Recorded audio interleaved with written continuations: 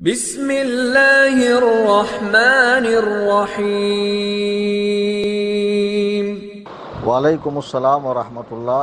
جاوید علی رضوی کا کرناٹکا سے سوال ہے کہ روحیں کس طرح گھر آتی ہیں، رہنمائی فرمائیں۔ انتقال کے بعد مسلمان کی روح اس کے گھر آتی ہے، یہ ثابت ہے اور احادیث سے ثابت ہے، اور اس مسئلے پر بکثرت علماء کرام کی کتابیں موجود ہیں۔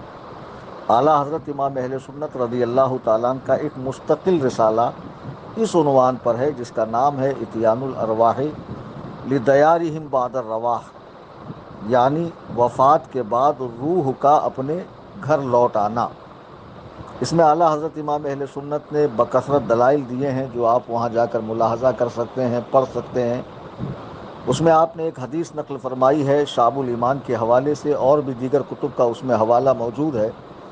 حضرت سعید ابن مسیب روایت کرتے ہیں کہ حضرت عبداللہ ابن سلام، جو ایمان لانے سے پہلے یہودیوں کے بہت بڑے عالم تھے، اور حضرت سلمان فارسی رضی اللہ تعالیٰ عنہ، جو ایمان لانے سے پہلے آتش پرستوں کے بہت بڑے عالم تھے، تو یہ دونوں صحابہ کی آپس میں ملاقات ہوئی، یہ دونوں صحابی کی آپس میں ملاقات ہوئی، تو ان میں سے ایک دوسرے نے یوں کہا کہ جب ہم میں سے کسی کا پہلے انتقال ہو جائے تو وہ دوسرے کو جو زندہ ہو، جو موجود ہے، اسے آ کر بتائے کہ اس کے ساتھ کیا معاملہ پیش آیا۔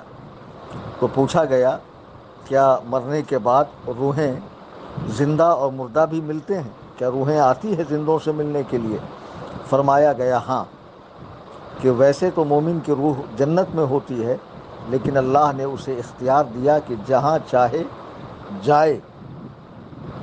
اور اس پر امام ابو عمران ابن عبد البر حنبلی رحمہ اللہ کی مستقل کتاب بھی ہے۔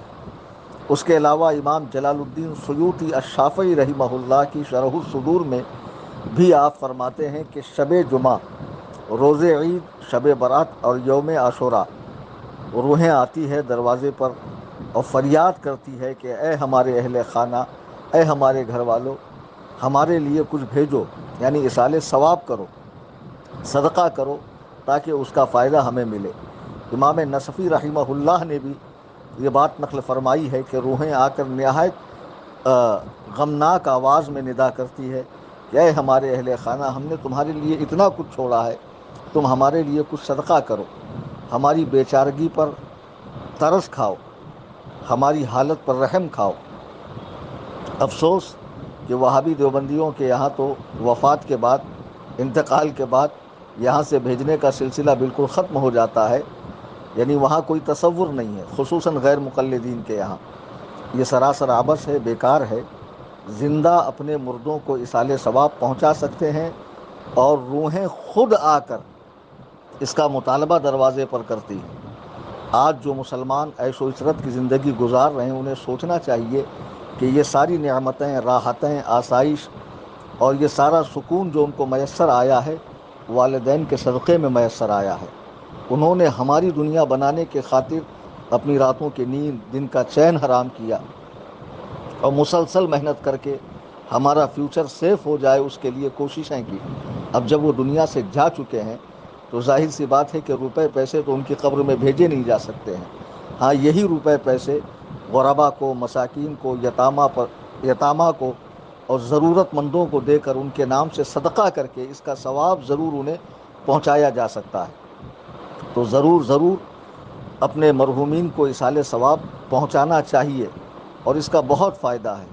اور روحوں کے گھر آنے اور ثواب کا مطالبہ کرنے پر بکثرت دلائل موجود ہے۔ یہاں مختصر میں نے حضرت سعید ابن مسیب کا حوالہ اور امام نصفی رحمہ اللہ کا اور امام سیوطی رحمہ اللہ کی شرح الصدور کا حوالہ بتایا ہے، آپ وہاں رجوع کر سکتے ہیں۔ میری گزارش ہے کہ آپ اپنے مرحومین کو ایصال ثواب کرنا چاہیں کہ جن کی روحیں ہر شب جمعہ، جیسے آج شب جمعہ ہے، کل روز جمعہ ہے، ان کی روحیں آپ کے گھر آ کر مطالبہ کرتی ہے، آپ ان کے نام سے صدقہ کریں، اور خاص طور سے سنی جمیعۃ الاحناف کو ایسے خاص موقعوں پر آپ یاد رکھا کریں۔ یہ واحد تنظیم ہے جو غرباء اہل سنت کی براہ راست مدد کرتی ہے، ماہانہ راشن ان کے علاج کے لیے، ان کے روزگار کے لیے، غریب بچیوں کی شادیوں کے لیے، بیماروں کے علاج کے لیے۔ اور وہ علماء، ائمہ جن کو لوگ پوچھتے نہیں ہیں، جن کی تنخواہیں بہت قلیل ہیں، ان کی ضرورتوں کو تنظیم سنی جمعیت الاحناف سے پورا کیا جاتا ہے۔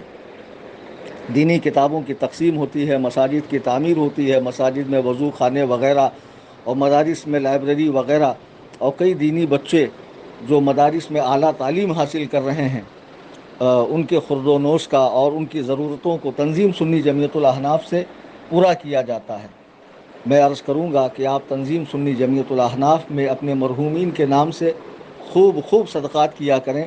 اس کے لیے آپ میرا نمبر جی پے، گوگل پے، فون پے، پے ٹی ایم کے لیے استعمال کر سکتے ہیں 9820672770، اور تنظیم کا اپنا اکاؤنٹ بھی ہے، وہاں بھی آپ براہ راست بھیج سکتے ہیں۔